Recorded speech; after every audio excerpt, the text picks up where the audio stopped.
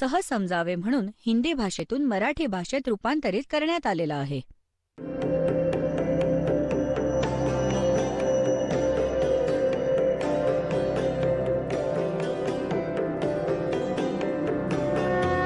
और ज्ञान सब ज्ञान डी कबीर ज्ञान सो ज्ञान और जैसे घोड़ा तोब कायम करता चले मैदान. जगद्गुरु तत्वदर्शी संत रामपालजी महाराजांचे अमृत वचन सर्व पवित्र धर्मांच्या व पवित्र शास्त्रांच्या आधारावर. बंदी छोड़ कबीर परमेश्वर जी की जय. बंदी छोड़ गरीबदास जी महाराज जी की जय. स्वामी राम देवानंद जी गुरु महाराज जी की जय हो.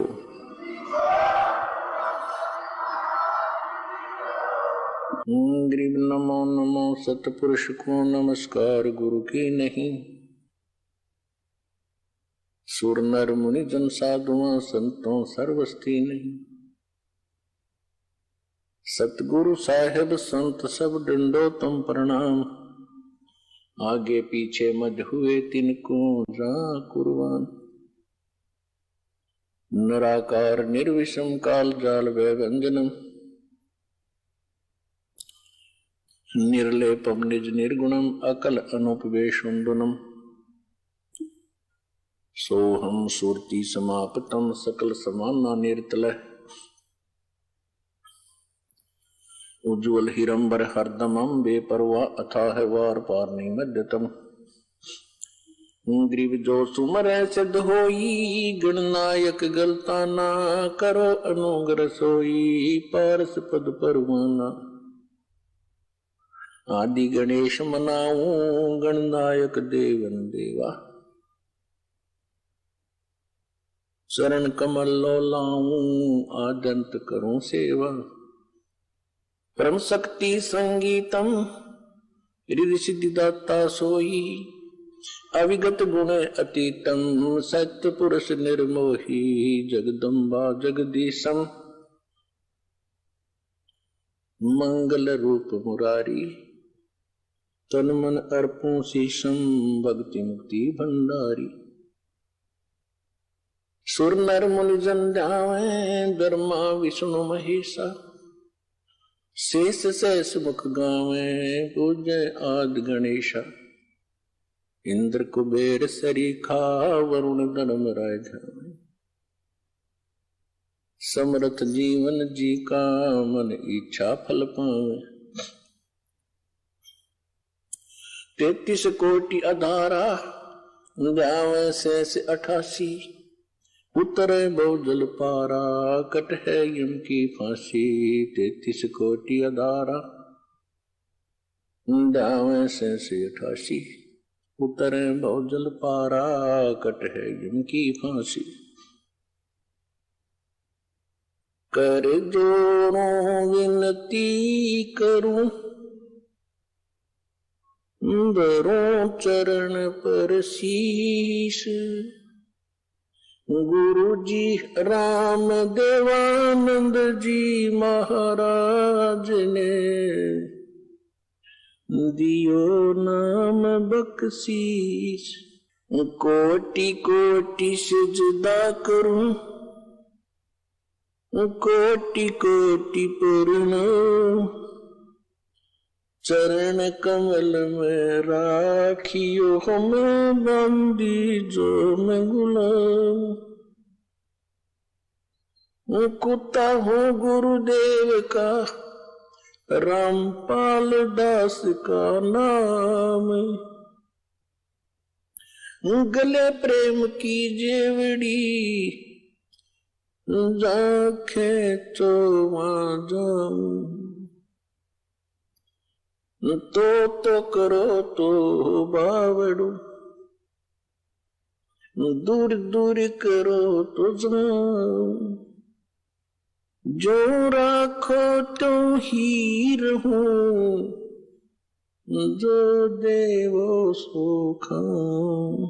परमपिता परमात्मा पूर्ण ब्रह्म सर्व सृष्टीला रचणारे आपण प्राण्यांचे खरे हितैषी कबीर परमेश्वरांच्या असीम कृपेने तुम्ही सर्व पुण्यात्मे परमात्म्याच्या चरणाशी आलात. तुमचे माहीत नाही कोणते जन्मजन्मांतराचे शुभसंस्कार तुमच्या संग्रही होते, ज्यांच्या परिणामस्वरूप तुम्ही परमात्म्याची शरण ग्रहण करत आहात. परमात्म्याच्या महिम्याचे आपण कोणते गुणगान नाही करू शकत. बाळांनो, आपण परमात्मा शब्द ऐकला होता. याला भाषा भिन्न करून कोणी गॉड म्हणतो, कोणी रब म्हणतो, कोणी खुदा म्हणतो, कोणी अल्लाह म्हणतो, कोणी राम म्हणतो, कोणी भगवान म्हणतो. आणि या गोष्टीची सगळे साक्ष देतात की ती शक्ती खूप प्रबळ आहे. राजा लोकांना आपण संपन्न मानत आहोत. एक निर्धन नागरिक राजाला खूप मोठा पॉवरफुल मानतो, आणि राजावर पण जेव्हा आपत्ती येते तर तोही कोणत्या आपल्या जशाही परंपरेत जन्मला आहे, आपल्या अल्लाह, खुदा, गॉड, राम, रब, भगवानाच्याच शरणात पोहोचतो. म्हणजे आपल्या राज्यकारभारात जेव्हा त्याला पण कोणती अडचण येते, तो तर सक्षम मानला जातो पृथ्वीवर. तो पण परमात्म्याचा शोध घेतो, त्याच्याकडून दिलासा इच्छितो. परंतु तो परमात्मा, यावरून सिद्ध आहे की ती कोणती खूप मोठी शक्ती आहे, आणि तो ते पण देऊ शकतो जे राजा नाही देऊ शकत, जी राजाकडे पण ती वस्तू नाहीये. राजा काय नाही देऊ शकत, काय देऊ शकतो? जोपर्यंत आपल्याला ज्ञान नव्हतं तोपर्यंत आपण विचार करत होतो. मंत्र्यांनी, मुख्यमंत्रीजींनी नोकरी दिली नाही. रोजगार पण परमात्मा देतो. करे करावे साइया मन में लहर उठा और दादू सिरधर जीव के आप बगल हो जा. जे काही पण करतो भगवान करतो. तो करतो कसे की जसं आधी तो शुभसंस्कार करवतो आणि मग त्याला दिलासा देतो. तर शुभसंस्कार होतात शास्त्र अनुकूल साधनेने. शास्त्राच्या अनुकूल जी भक्ती आपण करू मर्यादेत राहून, तर शास्त्र अनुकूल साधनेत सगळ्यात पहिल्यांदा सद्गुरूची आवश्यकता असते. आणि सद्गुरू सांगतात मग शास्त्र अनुकूल साधना. तर जोपर्यंत आपल्याला शास्त्र अनुकूल साधना नाही मिळत आणि आपण काहीसा दिलासा कुठून आपण अनुभवत आहोत, कोणत्या देव, इष्ट किंवा संतांच्या शिबिरात जाऊन, त्यांच्याकडे जाऊन, किंवा कोणत्या मंत्री, मुख्यमंत्री किंवा कोणत्या अन्य अधिकाऱ्याकडून, किंवा कोणत्या शेठ फॅक्टरी मालकाकडून आपण हा विचार करतो की याने आपल्याला काही दिलासा दिला, तर तो आपला एक सांसारिक विचार होता. हे सगळे काही परमात्मा व्यवस्था करतात, त्यांच्याचसाठी करतात, ज्यांचे पूर्वसंस्कार मागच्या जन्मजन्मांतराचे कोणते शुभसंस्कार आहेत आणि ते पहिले निर्धारित असतात. असे सर्कल स्टार्ट करतो परमात्मा की मग त्यांनाच त्या सुविधा प्राप्त होतात, दुसऱ्यांना नाही होत. तर राजे लोक पण ज्या शक्तीची आस करतात, तर ती किती प्रबळ आणि किती सुखदायी. अर्थात ते सगळे काम, आपली सर्व कामे करणारी ती पॉवर आहे. यासाठी तिचा शोध राजे लोक पण राज्य त्याग करून पण करत होते.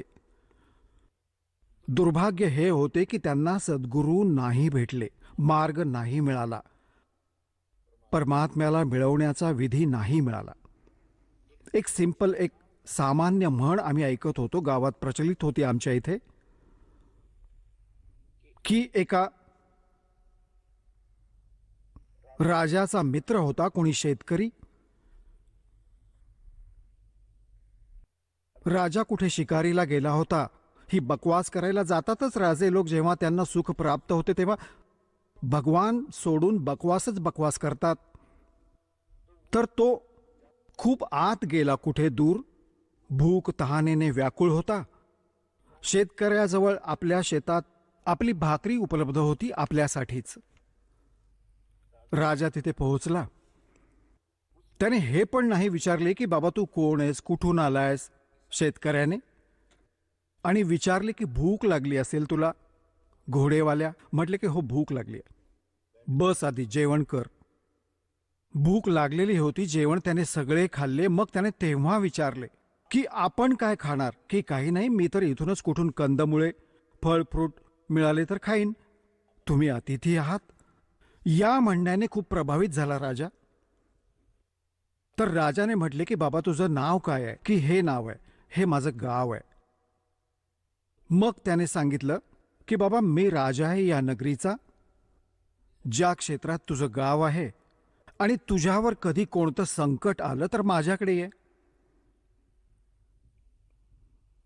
काही वर्ष त्याने एक असे बनवून दिले आपले, असेच कोणते आयडेंटिटी त्याला बनवून दिली की तुला कोणी नाही अडवणार, केव्हा पण ये माझ्या राजमहालापर्यंत, म्हणजे माझ्या खोलीपर्यंत पण ये तू. इतका प्रभावित झाला राजा त्या शेतकऱ्याच्या या गोष्टीला बघून की आपल्यातली भाकरी काढून अतिथीला दिली. ही लहान गोष्ट नाहीये, हे मागचे संस्कारच असतात. तर तिथे पोहोचला. एक दिवस त्याला कोणती गोष्ट आठवली की बाबा राजाला भेटून येऊया. काही दुष्काळ पडला होता. तो दुष्काळ तर संपूर्ण नगरीतच पडला होता. राजा होता. जेव्हा तो पोहोचला, राजा मुसलमान होता. बाहेर बसून त्याचा कोणता नमाज करत होता आणि तो सरळच पोहोचला ते दाखवून, तो पासपोर्ट राजावाला. तर ते म्हणू लागले, जे सेवक होते, नोकर होते, की इथे बस बाबा, राजा आपली कोणती क्रिया करत आहे त्यानंतर बोलू. तो समोर बघत होता की राजा काय करत आहे. जेव्हा राजा उभा राहिला, कुशल मंगल विचारले. तर त्याने विचारले शेतकऱ्याने की पहिले हे सांगा की तुम्ही हे काय करत होतात. राजाने म्हटले की मी भगवानाकडून, अल्लाहकडून आपल्या राज्यात, आपल्या घरात सुखाची कामना करत होतो. दुष्काळ पडला आहे यामुळे आशीर्वाद मागत होतो. तर शेतकरी म्हणू लागला, अच्छा, अरे मी तर भिकाऱ्याकडे आलो होतो बाबा, त्यापेक्षा तर मीच मागेन माझ्या घरी, मग तुझ्याकडून काय गरज आहे मला मागायची. राजा पण त्याच दुःखात दुःखी आणि मी पण तोच दुःखी. मागायचे कोणाकडे, देणारा कोणी दुसरा आहे तर त्याला आपण विसरलो. तर सतलोक आश्रम बरवाला, जिल्हा हिसार, हरियाणामध्ये हीच आठवण करून दिली जाते की सांसारिक लोकांकडून तुम्ही जी मदत मागता ही तुमची आध्यात्मिक ज्ञानहीनता आहे. परमात्म्याकडे मागा. परमात्मा त्यांनाच देतो ज्यांचे आधीचे शुभ संस्कार आहेत, नाहीतर निसंशय मागत राहा, काही नाही देणार. आता शुभ संस्कार होतील केव्हा? आता होतील. शास्त्र अनुकूल साधना या दासाकडे उपलब्ध आहे. ती रियल साधना आहे. यामुळे रोज तुमचे शुभ संस्कार होतील. तुम्हाला या जन्मात पण देईल आणि सतलोकात पण तुम्हाला घेऊन जाईल. ही ती साधना आहे. तुम्हाला बस इतकंच करायचं आहे, जसं हा दास सांगेल त्याप्रमाणे करून बघा. जो गुरु आदेश आहे तो गुरुजींचा, त्याचे पालन करून बघा. भाई जो गुरु बचन पे डट गे, कट गे फंद 84 के, कट गे फंद 84 के, कट गे फंद 84 के. भाई जो गुरु बचन पे डट गे, रकट गे फंद 84 के, कट गे फंद 84 के, रकट गे फंद 84 के. वस्तु मिली ठोर की ठोर, मिट गई मन पापी की दोर। वस्तु मिली ठोर की ठोर, मिट गई मन पापी की दौड़। भरम मिटे मथुरा काशी के, भरम मिटे मथुरा काशी के। भाई जो गुरु बचन पे डट गे, रकट गे फंद 84 के। कट गे फंद 84 के, रकट गे फंद 84 के। भाई जो पुण्यात्म्यांनो, इतकीच गोष्ट आहे. नकली गुरूंच्या वचनावर पण खूप सारे श्रद्धाळू स्थिर आहेत. त्यांना संत परमधनी मानून, परंतु शेवटी दोघांनाही धोकाच होईल. झूठे गुरु के आश्रय कदे न उदरे जीवे। सच्चा पुरुष कबीरे है, आद परम गुरु पीवे। खोट्या गुरूंमुळे मोक्ष नाही होणार. पहिल्यांदा गुरु भेटू दे, मग वचनावर स्थिर रहा. मग बघा, संसाराचे पण सुख आणि परलोकी पण सुख तुम्हाला. तर तो सद्गुरू, कारण की पुण्यात्म्यांनो, आपला महिमा परमात्म्याला पण स्वतःच सांगायला लागला. परंतु ज्यांच्या गळ्याखाली उतरले नाही ते अयशस्वी राहिले, आणि ज्यांना ते म्हणणे खरे वाट त्यांचा उद्धार झाला. हम ही अलख अल्लाह है, कुतुब गोस और पीरे। गरीबदास खालक धनी, हमरा नाम कबीरे। ए स्वामी सृष्टा में सृष्टि हमारे तीरे। दास गरीब अधर बसो, अवगत सत्य कबीरे। रामानंदजींना परमात्मा त्यांचा महिमा सांगत होते की मी सर्व सृष्टीला रचणार आहे. मी पूर्ण परमात्मा आहे. मी वर राहतो, ज्याला तुम्ही अवगत म्हणता, ज्याचे तुम्हाला ज्ञान नाही त्या गतीचे. परंतु ती गळ्याखाली त्यावेळी रामानंदांच्या उतरत नव्हती. उलट ते शिव्या देऊ लागले. तू छोट्या जातीचा नीच बालक, छोटासा तू काय बकवास करत आहेस, तू स्वतःलाच भगवान मानून बसलास. आणि जेव्हा रामानंदजींना परमात्मा सचखंड सतलोक जिथे मालक राहतात तिथे घेऊन गेले आणि मग परत सोडले. बोलत रामानंद जी, सुनो कबीर करतार। गरीबदास सब रूप में तुम ही बोलनहार। दो ठोर है एक तू, भया एक से दो। गरीबदास हम कारणे, तुम आए हो मगजो। आता पुण्यात्म्यांनो, हीच स्थिती त्या प्राण्याची होईल ज्याला तुम्ही बाहेर जाऊन कोणाला सांगाल की आज पृथ्वीवर सतलोक आश्रम बरवाला मध्ये आमचे गुरुदेवजी पूर्ण संत आले आहेत, सद्गुरू आहेत एकमात्र. परंतु तिथे तुम्हाला खूप काही ऐकावे लागेल रामानंदजींच्या प्रमाणे, जसे कबीरजींच्या बद्दल चुकीचे बोलले. मग कधी मालक दया करतील, त्यांची सद्बुद्धी होईल. जेव्हा इथे येतील, प्रमाण बघतील, मग तो पण तुमच्याप्रमाणेच गुण गाईल की खरोखर जर संत आहे तर पृथ्वीवर एकच आहे. सतलोक आश्रम बरवालात हा दास बसलाय. यासाठी परत परत सांगावे लागते. स्वतःचा महिमा स्वतःच सांगावा लागतो. दास तर एक नोकर आहे त्या परमपित्याचा. तुम्ही आहात त्याची मुले, आणि तुमची सेवा दासाला देऊन ठेवली आहे. आणि प्रयत्न हाच राहील की भगवानाला घाबरून मालकांच्या मुलांची नोकर जी सेवा करतो त्याची नोकरी टिकून राहते. तर दासाचा हा प्रयत्न शेवटच्या श्वासापर्यंत राहील.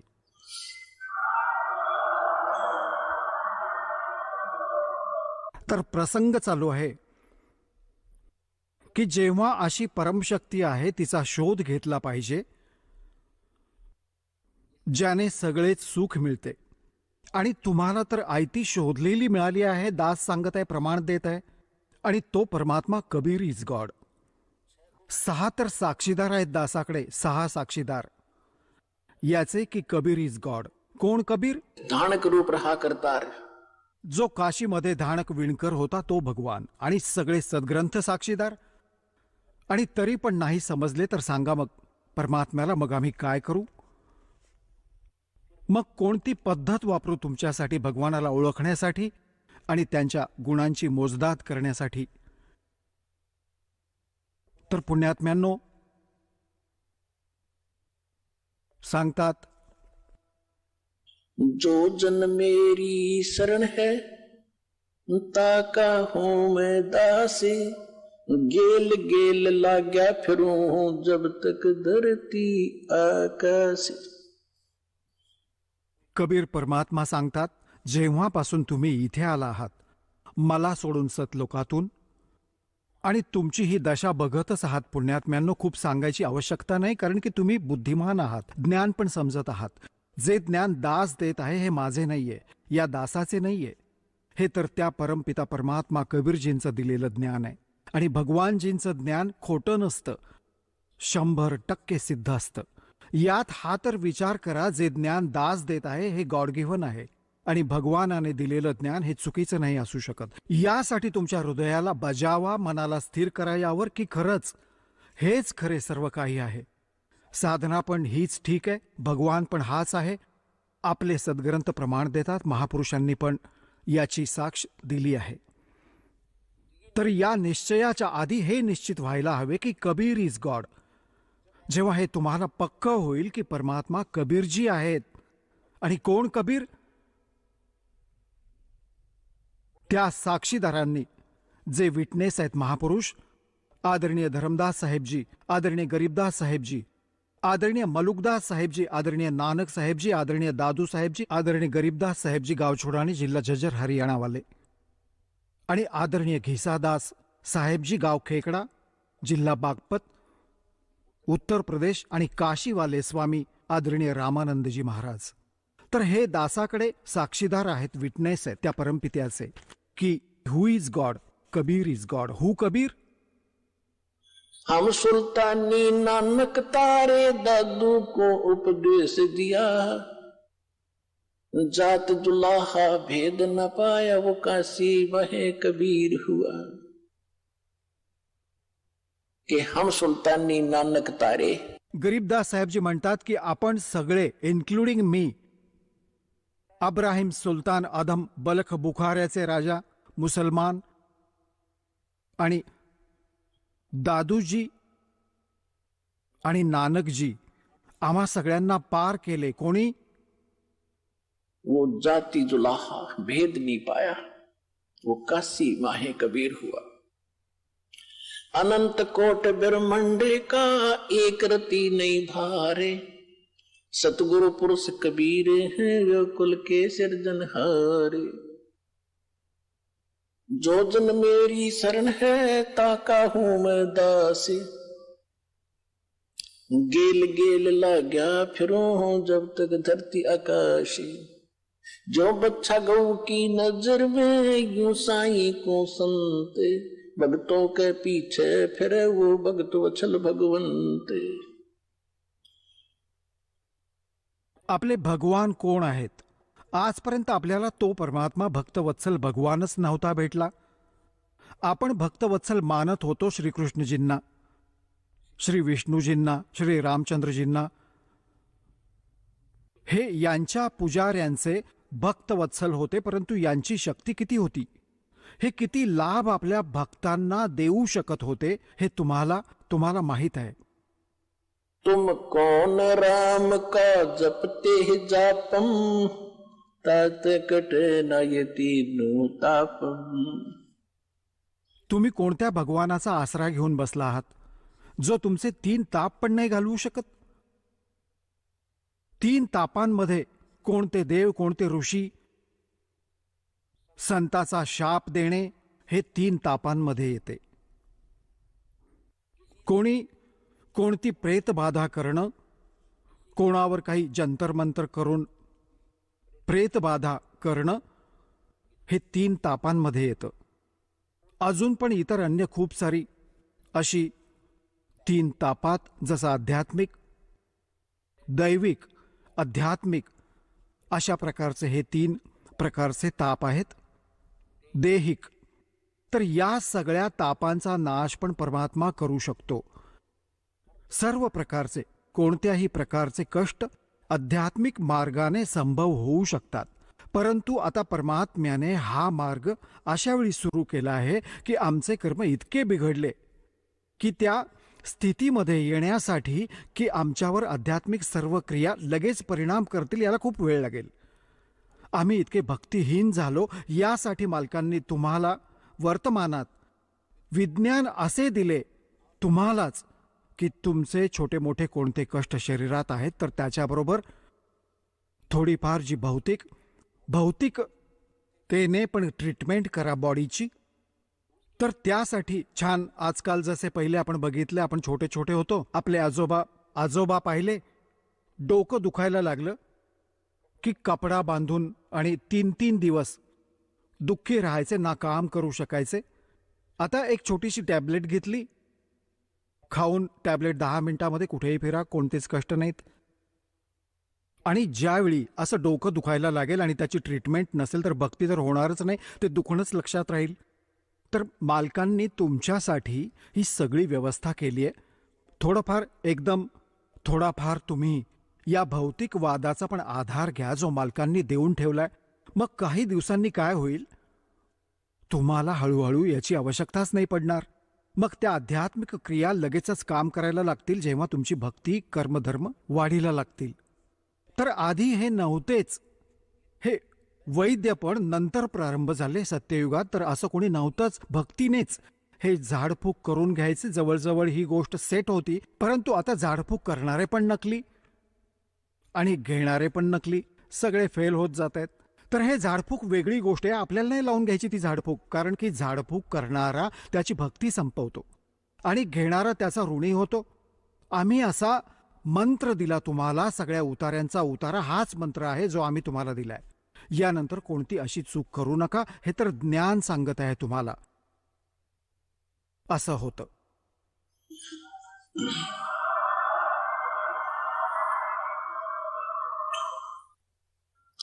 तुम कौन राम का जपते ही जापम, तात कटे न ये तीनों तापम. आम्ही पौराणिक कथा ऐकत होतो लहानपणापासूनच, कारण की पवित्र हिंदू जन्मात घरात हिंदू धर्मात जन्म होता. आमच्या धर्मगुरूंनी जे पण आमच्या ज्ञान फीड करून ठेवले होते त्याचा खूप बोलबाला होता, जनसामान्यांच्या जिभेवर होते.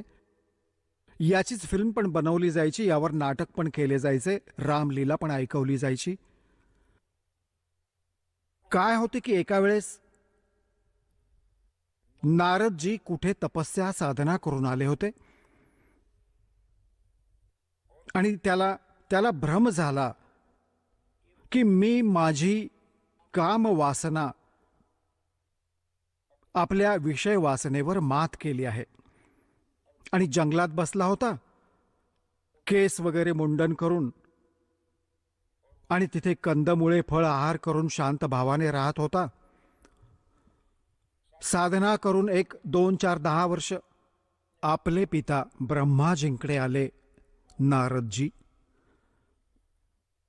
आणि ब्रह्माजींनी म्हटले, बाळा साधना करून आलास? म्हटले, हो जी. कारण ते ब्राह्मण होते, ब्राह्मणांचे कामच आहे भक्ती करणे, अजून तर कोणतं कामच नव्हतं. म्हटले, खूप छान बाळा, खूप सफलता मिळाली असेल? होयची, सफलता मिळाली. आता मी विषय वासनेच्या अधीन नाही राहिलो, मी लग्न नाही करणार, आजीवन ब्रह्मचारी राहीन. माझ्यावर कोणता परिणाम नाही करू शकत, कोणताही विकार. ब्रह्माजींनी म्हटले की बाळा खूप चांगली गोष्ट आहे, हेच काम असते साधू संत ब्राह्मणांचे, परंतु ही गोष्ट कोणाला सांगायची नसते, तू गुप्त ठेव. त्याने विचार केला, मुलाची तर सवय असते, वडील ज्या करता रागावतील ती जरूर करत असतात, मना केले ना त्याला जरूर करेल. विष्णूजींकडे गेला, अंकलजींकडे. विष्णूजींनी म्हटले की विष्णूजींनी विचारले, आलास बाळा? म्हटले, आलो. महाराज भगवन, साधना करून आलोय मी जंगलातून. अच्छा बाळा, खूप दिवसांनी दिसलास, कुठे गेला होतास? म्हटलं की जंगलात साधना करून आलोय मी.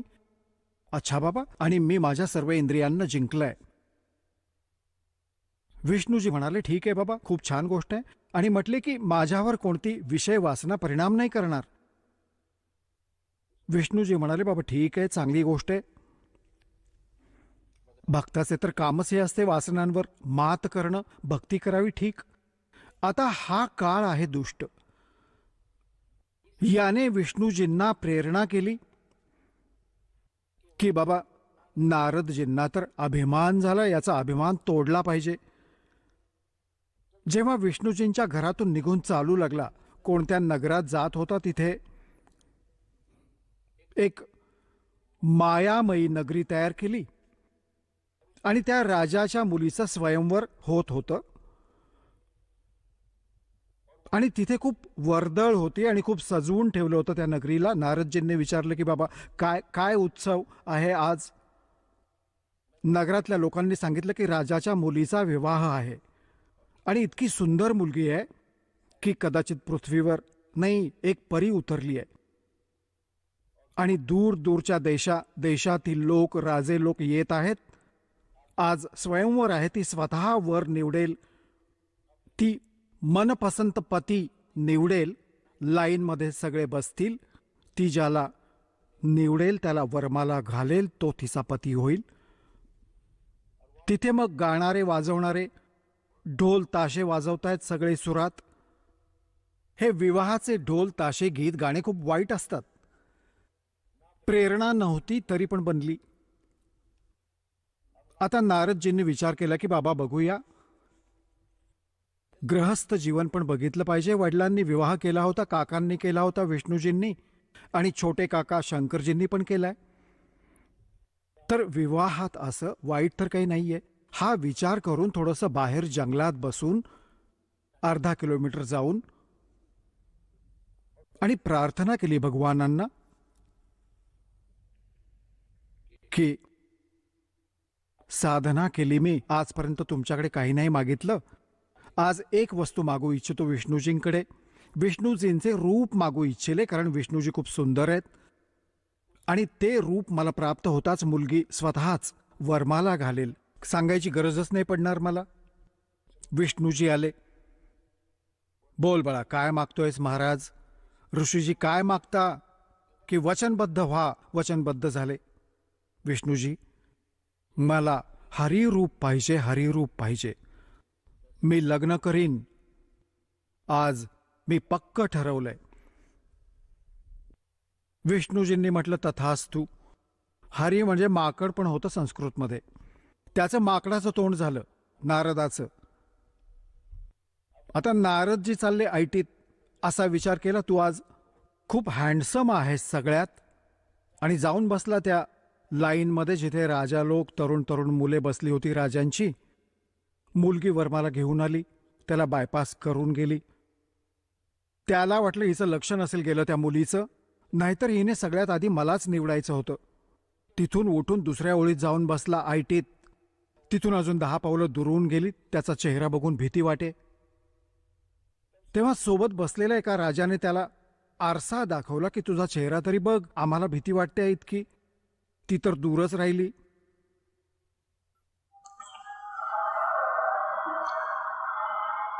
जेव्हा त्याने पाहिले की माझा तर चेहरा मोहरा बिघडवला विष्णूजींनी, तर त्याला शाप दिला. ही तर तुम्ही खूप कथा ऐकली आहे, पण इतकंच ऐकवीन, जास्त नाही. शाप दिला की एक पूर्ण जीवन, तू विष्णूजींना शाप दिला की एक पूर्ण जीवन, जसा आज मी माझ्या पत्नीच्या वियोगाने दुःखी आहे, त्याचप्रमाणे तू सगळं जीवन याच वियोगात घालवशील. आणि तुझी मदत माझ्यासारखे तोंडवालेच करतील, माकडेच. सांगायचा भाव आहे की जे दास फक्त इतकं सांगेल, जास्त नाही, कारण सत्संग हे तर एक रामायण आहे. आता आम्ही ऐकू सत्संग, यातून निष्कर्ष काढून. तर तुम्हाला माहित आहे की श्री रामचंद्रजींच्या रूपात विष्णूजींचा जन्म झाला. राजा दशरथाच्या घरी जन्म झाला. सीतेचं अपहरण झालं आणि जो पण शाप होता त्याने पूर्ण केला. संपूर्ण सारं जीवन दुःखी राहिला. घरून रावणाबरोबर युद्ध करून कोटी व्यक्ती मारून सीतेला घरी आणलं आणि 6 महिने 1 वर्षानंतर तिला बाहेर काढलं, केवळ कोणाच्या सांगण्यावरून. शेवटच्या श्वासापर्यंत तो आपल्या पत्नीचं तोंड नाही पाहू शकला. त्यानंतर शेवटी माहीत आहे श्रीरामचंद्रजींचा शरयू नदीत कसा शेवट झाला. त्यानंतर त्याच वेळी त्याने बालीला मारलं होतं, सुग्रीवाचा भाऊ, एका वृक्षाची आड घेऊन श्रीरामचंद्रजींनी. आणि त्याचे पण टिट फॉर टॅट श्रीकृष्णजींच्या रूपात द्यावे लागले. तो वालीचा आत्मा तर शिकारी बनला आणि श्रीकृष्णजींच्या पायाला बाण मारून त्याचा वध केला. अशाच वृक्षाच्या आडून धोका झाला होता. तर सांगायचा भाव आहे की तुम कौन राम का जपते जापम और ताते कटे ना, ये तीनों तापम. मग उदाहरण देतात की या महाभारतात एक प्रसंग येतो की जेव्हा युद्धाची वेळ झाली, अर्जुन मना करत होता की मी युद्ध नाही करणार. श्रीकृष्णजींमध्ये हा काळ प्रवेश करून त्याला घाबरवत धमकावत आहे. मग ज्ञान समजावत आहे, तू युद्ध कर, तुला कोणतं पाप नाही लागणार, मी सगळे मारून ठेवले आहेत. त्याच्या म्हणण्यात येऊन घाबरून अर्जुनाने युद्ध केलं आणि युद्धात जे पांडवांकडून पाप झाले त्या कारणाने युधिष्ठिरजींना वाईट स्वप्न पडू लागले. जेव्हा राजसिंहासनावर बसला तो, त्याचे आणि श्रीकृष्णजी त्यांचे धार्मिक गुरु होते. तर आपल्याला अडचण येते तर गुरुकडूनच उपाय शिष्यांना हवे असतात. तर पांडवांचे धार्मिक गुरु, यादवांचे धार्मिक गुरु श्रीकृष्णजी होते. श्रीकृष्णजींना जेव्हा विचारलं हे काय कारण आहे आणि का असं होत आहे, भावाला खूप वाईट स्वप्न पडत आहेत, जेवण घेत नाहीये, डोळे फाडफाडून बघतोय, ना बोलत आहे, अंतर्मुख झाला आहे, जसं कोणी मेंटल झालाय. श्रीकृष्णजींनी सांगितलं की तुम्ही जो महाभारतात बंधुघात केला, काका, चुलते, भाऊ, बहीण, भाचे मारलेत, सेना मारलीत, ते पाप तुम्हाला दुःखी करत आहे, दुःख देत आहे. ते पाप कर्म तुम्हाला आड येत आहे. याचा उपाय. तर त्यावेळी अर्जुनाला वाटलं तर होतं की युद्धाच्या वेळी जर मी मना करत होतो युद्ध करायला आणि कृष्ण म्हणत होता तू नाही करत, तू तर शूरवीर आहेस, का तुझ्या लक्षणांना विसरला आहेस, हे आहे ते आहे, आणि मी सगळ्यांना मारून ठेवलंय, तुला पाप नाही लागणार, आज हे पाप कुठून आलं. तर अर्जुन बोलला नाही. यासाठी नाही बोलला की जर मी व्यत्यय आणीन आणि जर मी आज प्रश्न करीन की तुम्ही तर पहिले म्हणत होता तुला पाप नाही लागणार, आणि आज हे पाप कसं लागलं, कारण की श्रीकृष्णजींनी त्याचा उपाय सांगितला होता की पूर्ण पृथ्वीचे जितके पण साधू संत आणि भक्त आणि जनता आहे, म्हणजे साधू संत आहेत, त्यांना आमंत्रित करा. एक अश्वमेध, एका यज्ञाचे अनुष्ठान करा. यज्ञ, धार्मिक यज्ञ. त्यात वरती आकाशातील स्वर्ग लोकातल्या देवतांना पण निमंत्रण द्या. आणि त्यात एक शंख ठेवला जाईल, शंख जो मंदिरात वाजवतात, तुम्ही पाहिला असेल. अशा प्रकारचा 5 मुखांचा एक शंख ठेवला जाईल. आणि त्यात जेव्हा यज्ञ सुरू होईल, सगळे 33 कोटी देवता, 88,000 ऋषी, 12 कोटी ब्राह्मण आणि 56 कोटी यादव, 984 सिद्ध, हे सगळे तिथे पोहोचतील. आणि ज्यावेळी हे सगळे भोजन करतील महापुरुष, त्यानंतर त्या 5 मुखांच्या शंखाचे पंचायन, 5 मुख होते त्याचे. तुम्ही तर 1 मुखाचा पाहिला असेल, 2-2 मुखाचे तर आम्ही पण पाहिले. तो 5 मुखांचा होता. त्याचे 5 मुख होते आणि त्याला कुठे वेगळे ठेवले जाईल, स्टूलवर दूर. जेव्हा सगळे भोजन करतील त्या यज्ञात, तो शंख आपोआप वाजेल. शंख वाजला की तुमचा यज्ञ संपूर्ण होईल. आणि शंख नाही वाजला तर यज्ञ पूर्ण होणार नाही, तुमचे संकट नाही जाणार.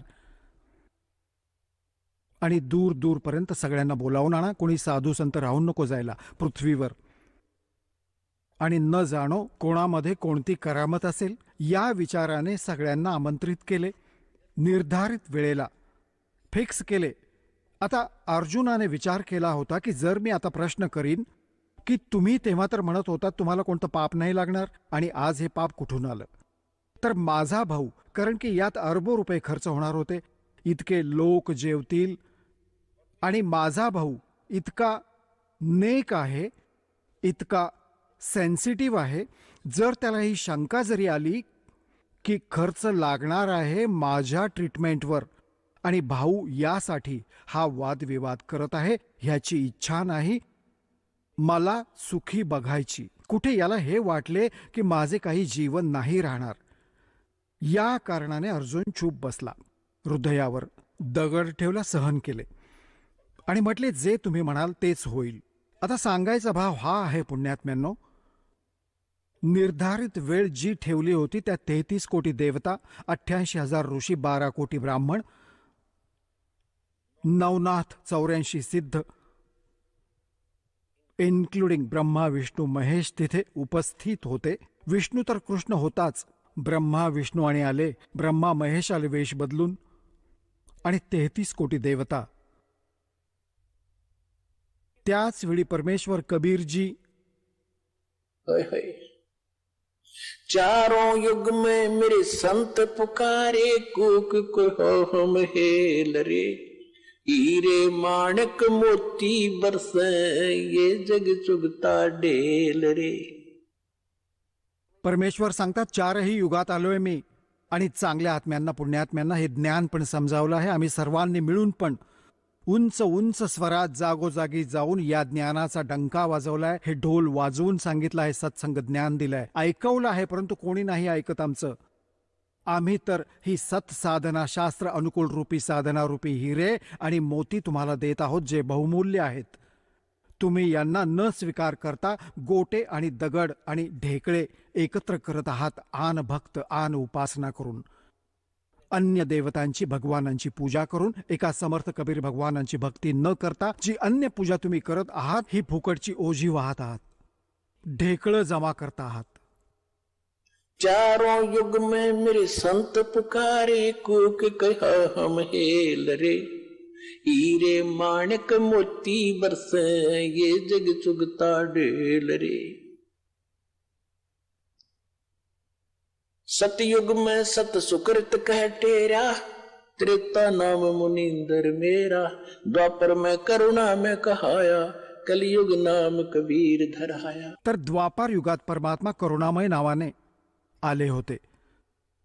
एक लीला जशी कबीर जींच्या रूपात सतयुगात या कलियुगात केली आहे, अशीच त्यावेळी ते परमात्मा करुणामय नावाने आले होते आणि कमळाच्या फुलावर एका सरोवरात परमात्मा बालक रूप धारण करून तिथे अवतरित झाले होते, सतलोकातून चालून आले होते. तिथून त्याला एक वाल्मिक परिवार होता, जो निस्संतान होता, तो घेऊन गेला होता उचलून. तर त्यावेळी परमात्म्यांना वाल्मिक म्हटले गेले होते, कारण की वाल्मिक जात ऋषी वाल्मिकींनंतर त्यांच्या अनुयायांची बनलेली आहे, जी सतयुगात प्रारंभ झाली होती, वाल्मिक जात. तर त्या जातीत जन्मले होते ते. तर तिथे परमात्मा ते उचलून घेऊन गेले होते, जोडपे कबीरजींना. तर या कारणाने ते वाल्मिक म्हटले गेले दाता. आणि त्या वाल्मिकच्या आणि वाल्मिकमध्येच एक सुपच नावाचे सुदर्शन होते, सुदर्शन नाव होते. केवळ त्याने भगवानाला ओळखले होते. त्याने पण तेव्हा ओळखले होते जेव्हा मालकांनी वर घेऊन जाऊन परत सोडले होते. त्यानंतर त्याचे बिलकुल भ्रमनिवारण झाले होते, परंतु सुदर्शनचे माता पिता मानत नव्हते आणि स्वतः परमात्म्याचे माता पिता पण मानत नव्हते, कारण ते रामकृष्ण यांचेच पुजारी होते, विष्णू ब्रह्मा शिवजींचे. परंतु सुदर्शनजींनी मालकांचे हे ज्ञान नामभक्ती ग्रहण केली होती. तर त्या दिवशी भीम, जो पांडवांचा भाऊ होता भीम, त्याची सेवा त्या साईडला होती. इन्व्हिटेशन, निमंत्रण देण्याची, इन्व्हिटेशन देण्याची. आणि त्याने जाऊन पाहिले सगळीकडे. तो आपले निमंत्रण देऊन आला आणि जात होता. तर तिथे एका झोपडीत सुदर्शनजी राहत होते, वाल्मिक. आणि तिथे जाऊन त्याने म्हटले की महाराज, मी युधिष्ठिर राजाचा भाऊ आहे, भीम माझे नाव आहे आणि तुम्हाला हे निमंत्रण देण्यासाठी आलोय. तुम्ही जरूर या, आम्ही एक अश्वमेध यज्ञ करत आहोत. आणि परमेश्वर कबीरजींनी सुदर्शनजींना सांगितले होते, करुणामय रूपात आले होते भगवान, विद्यमान होते तिथे त्यावेळी, वर्तमान होते. त्यांना सांगितले होते की असे असे हे यांनी जे महाभारत केले आहे यांना खूप हानी होईल आणि काळाने हा नाश केला. 18 करोड माणसे मारली गेली आणि पाप ठेवले यांच्या डोक्यावर पांडवांच्या, आणि यांची खूप वाईट स्थिती होईल. सुदर्शन इतका कहर त्यांनी केला. खुश होऊन राज्य करत आहेत. किती दिवस करतील राज्य? इतके जीव मारून पापाच्या मालाने गाडी भरली या मूर्खांनी. म्हणतात, हमारा ज्ञान किन्हे ना सुनिया, पर भी लेड जात है दुनिया. आमचे ज्ञान नाही ऐकत. इतर बकवासमध्ये कुठेही स्नानाला जा, कधी तीर्थांना जात आहेत, कोणती दुसरी साधना करत आहेत. तर सुदर्शनजींना गोष्ट आठवली. गुरुजी सांगत होते, हा तर तो माणूस आहे. तेव्हा सुदर्शनजींनी म्हटले, अरे भीम, तुमच्या अन्नाला जो खाईल तो सरळ नरकात जाईल. अशी चूक सुदर्शन नाही करणार. तुम्ही तर अपराधी व्यक्ती आहात. तुम्ही लाखो बहिणी, करोडो बहिणी विधवा केल्या, करोडो बहिणी मुले अनाथ केलेत. आता त्या नरकाला खात आहात, त्या रक्ताला चाटत आहात, आणि जो तुमचे अन्न खाईल तो पण या तुमच्याप्रमाणेच नरकात जाईल. मी नाही येणार. जर मला बोलवायचेच आहे तर जसा जो यज्ञ तुम्ही करणार आहात असे यज्ञ 100, अशा यज्ञांचे 100चे फळ मला दे, तेव्हा मी तुमचे अन्न ग्रहण करेन. नाहीतर कोण नरकात जाईल असे पापाच्या अन्नाला खाऊन. आता भीम पण बलवान होता, जड डोक्याचे असतातच पैलवान. आणि मग राज्याची ताकद, बॉडीची ताकद, श्रीकृष्णजींची ताकद की आमच्याबरोबर भगवान राहतात. तर सांगू लागला की बाबाजी, जास्त नको बोलू. जर मला माझ्या भावाचे आणि भगवान कृष्णाची भीती नसती तर तुझे तोंड फोडले असते मारून मारून. खबरदार, फालतू बकवास करशील तर, यायचे असेल तर या, नाहीतर नका येऊ. हे कसे म्हटलेत की आम्ही अपराधी आहोत. आता सुदर्शनजी गप्पा बसले. म्हणतात, बाबा, साकट और सवाल में उल्टा जवाब नहीं दे. भीम रागावून आला. काय, तुझ्याशिवाय आमचा यज्ञ संपूर्ण नाही होणार?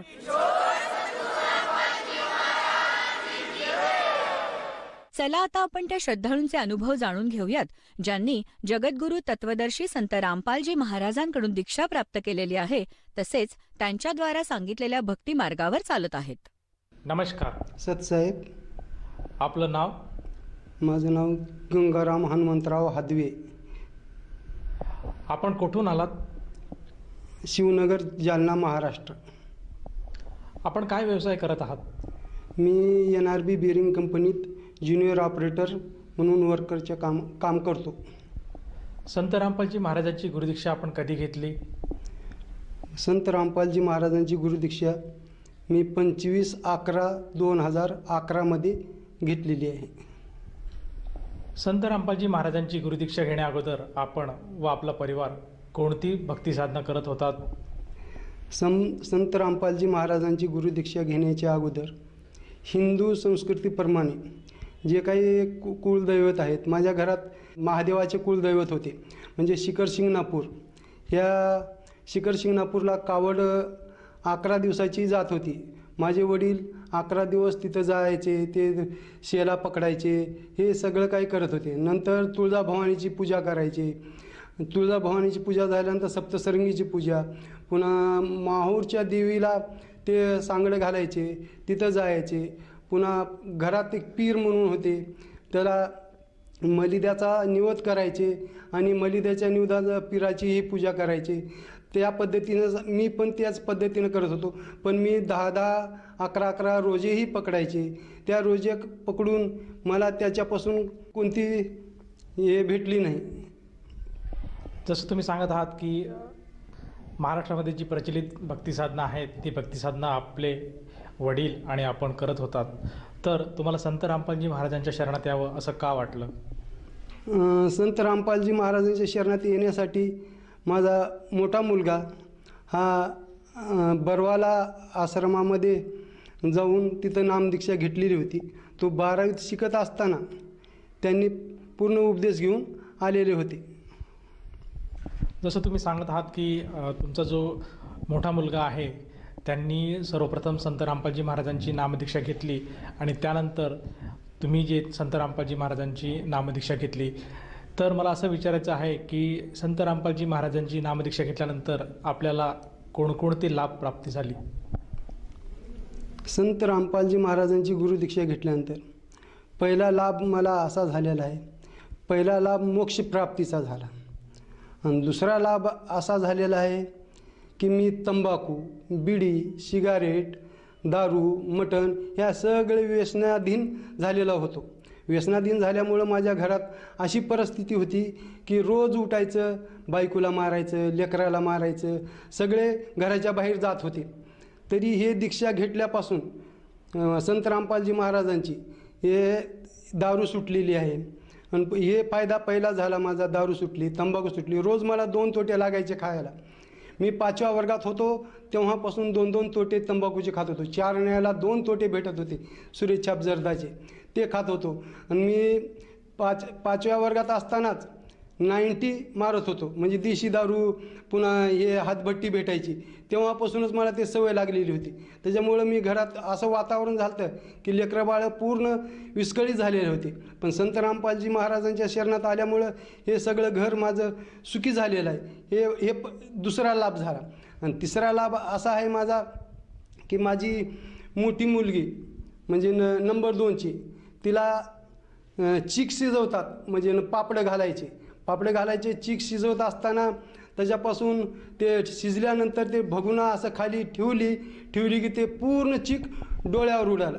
पण संत रामपालजी महाराजांनी तिच्या डोळ्याला तिळभर बी धक्का न लागू देता पूर्ण हे फक्त कपाळाच्या बाजूलाच त्यांनी थोडं बहुत जखम झाली होती, ती वाचवलेली आहे. संत रामपालजी महाराजांनी एवढी आमच्यावर दया केली की हे सगळं काही झालं. पण आणखी एक मोठी गोष्ट आहे माझ्या घरातली की माझी मिसेस हिला करणी बाधा म्हणजे जादूटोणा हे सगळे प्रकार तिला चालू झाले होते.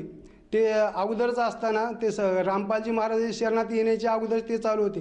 पण घरामध्ये असं वातावरण विस्कळीत झालं होतं. मोठी 2nd नंबरची मुलगी 12वीला, तिला वर्गात जाऊ देत नव्हती, क्लासला जाऊ देत नव्हती. असे वातावरण, असं 3 वर्ष आमचं बेसरीत घर झालेलं होतं. पण ह्या शरणातून मला माझ्या संत रामपालजी महाराजांनी पूर्णशा मोक्षप्राप्ती दिल्यासारखी करून सगळं घराला माझ्या सुखी केलेलं आहे. पण हा माझा तिसरा लाभ होता. पण यांनी संत रामपालजी महाराजांनी कधी मला असं दुःख दिले नाही त्यांच्या शरणात गेल्यापासून. पण आणखी एक लाभ आहे माझा, म्हणजे तो लहाना मुलगा आहे 2 नंबरचा, त्यांना गळ्याला एक गाठ होती. त्यांना मी डॉक्टरकडे, अग्रवाल डॉक्टर जालन्याचे मशहूर डॉक्टर आहेत, हे अन्ननलिका खायची, ते पूर्ण अशी मोठी गाठ होती. त्या गाठीला दाखवल्यानंतर त्यांनी डॉक्टरनी सांगितले ह्याचं वय 18 वर्ष झाल्यानंतरच ही गाठ काढता येते, तो पण त्याला इलाज नाही, गोळी घ्या. त्या गोळीने काही होत नव्हते. मग मी नांदेडला, माझी सासरवाडी आहे, नांदेडच्या दवाखान्यात दाखवलं. त्यांनी तोच उपाय सांगितला की 18 वर्ष झाल्याशिवाय मुलाची ऑपरेशन करता येत नाही. पण माझी अशी परिस्थिती झाली, घरात बायकोची परिस्थिती अशी, पुन्हा लेकराला गळ्याला गाठ, मग पुन्हा आणखी मी काही सूचना झाल्या, सरकारी दवाखान्यात नेलं. ते गाठ आल्यामुळं सरकारी दवाखान्यात नेलं, ऑपरेशनची तयारी केली. मग पहिलं एक ऑपरेशन थिएटरमध्ये 1 घंट्यापासून पेशंट होता. मग ते नंबर 2ला माझा नंबर लागणार होता. मुलाला घेऊन मी लाईनमध्ये उभारलो. तितक्यात मोठ्या मुलाचा फोन आला, पप्पा कुठं आहे तुम्ही? मी म्हणलं बेटा मी निखिलची गाठ काढायला या दवाखान्यात उभारलेला आहे, कोणी मला ये नाही. तर म्हणलं पप्पा तुम्ही सरळ घरी या. घरी आल्यानंतर संत रामपालजी महाराजाला प्रार्थना लावल्यानंतर संत रामपालजी महाराजांनी तिकडून आदेश दिला, दया करेंगे परमात्मा. रातूनच सकाळी उठून बघतो तर मुलाची गाठ पूर्ण नाहीशा फुटून नील होऊन गेली होती. मग ही पूर्ण माझ्यावर परमात्मा संत रामपालजी महाराजांनी दया केलेली आहे, कृपा केलेली आहे. अशी आहे की मी आता रिटायर होणार. माझ्या घरावर संकट असं आलं, मी आता पगार पाणी 4 लेकरं यांचा खाण्यापिण्याचा प्रश्न कसा उद्भवेल हे माझ्या मनात शंका होती. पण रामपालजी महाराजांनी माझ्यावर एवढी मोठी दया केली की माझा मुलगा मोठा होता तो विदर्भ कोकण ग्रामीण बँकेत असिस्टंट मॅनेजर या पोस्टवर 12/10/2020 मध्ये जॉईन केलेले आहेत. हे जॉईन केले. पण आणखी त्याच्यामध्ये आणखी एक आहे, 6 विद्यार्थी तिथं इंटरव्ह्यू देत होते. 6 विद्यार्थ्याचं मेडिकल झालं, डॉक्युमेंट तपासणी झाली. ह्याच्यामधून संत रामपालजी महाराजांनी माझ्यावर एवढी दया केली की माझ्या फक्त नरेश गंगाराम महादेव यांचाच नंबर लागला, आणखी 5 तसेच्या तसेच आहेत. एवढी मोठी दया माझ्या परमात्म्याने माझ्या संत रामपाल महाराजांनी माझ्यावर केलेली आहे. एवढे संकट असताना बी आणखीन हे एवढे अनुभव माझे एवढी संत रामपालजी महाराजाच्या शरणात आल्यामुळं हे काही मला सगळं काही भेटलेलं आहे. मी मोटरसायकलहून कंपनीतून ये जा करतो. एका दिवशी फास्ट कंपनीत जायचं होतं मला, तर समोर माझा टाईम झालेला होता 3:30 वाजता. टाईम टू टाईम हजर राहावं लागतं आहे. त्यावेळेस मी फास्ट गाडीवर जातो असताना माझी स्पीड होती 55-60ची. पण असं झालं, समोरून एक गाडीवाला आला. सायकलवाला होता. सायकलवाल्याला ठोस लागली.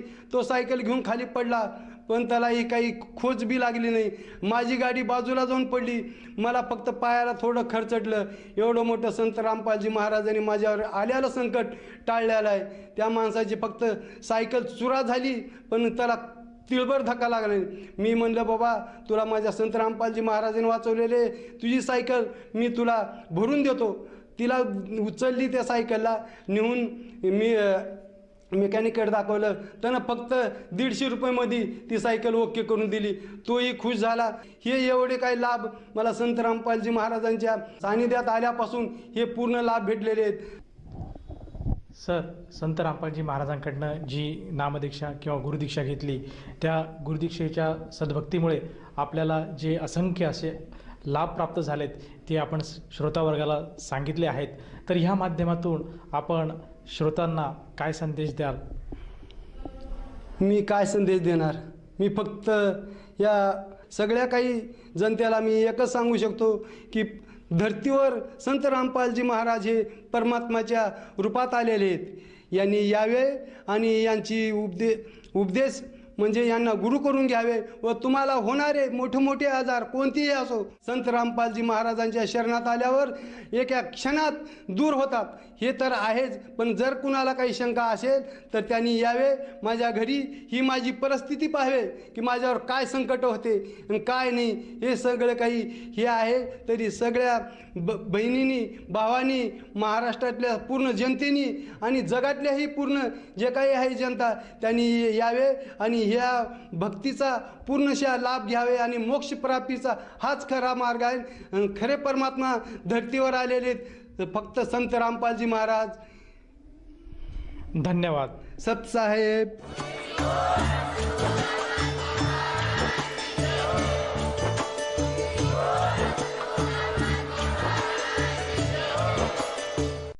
आपण ऐकत होता जगद्गुरु तत्वदर्शी संत रामपालजी महाराजांचे मंगल प्रवचन. निःशुल्क नामदीक्षा प्राप्त करण्यासाठी आणि अधिक माहितीसाठी संपर्क करा 7030303951 7030303952. आमची वेबसाईट आहे www.jagadgururampalji.org. सर्व पवित्र धर्मांच्या व पवित्र शास्त्रांवर आधारित प्रमाणित अनमोल पुस्तक ज्ञानगंगा किंवा जगण्याचा मार्ग यापैकी कोणतेही एक पुस्तक निःशुल्क मागवण्यासाठी आम्हाला आपले पूर्ण नाव, पूर्ण पत्ता, पिनकोड सहित आणि फोन नंबर लिहून 7030303951 7030303952 नंबरवर SMS करू शकता किंवा आम्हाला 7030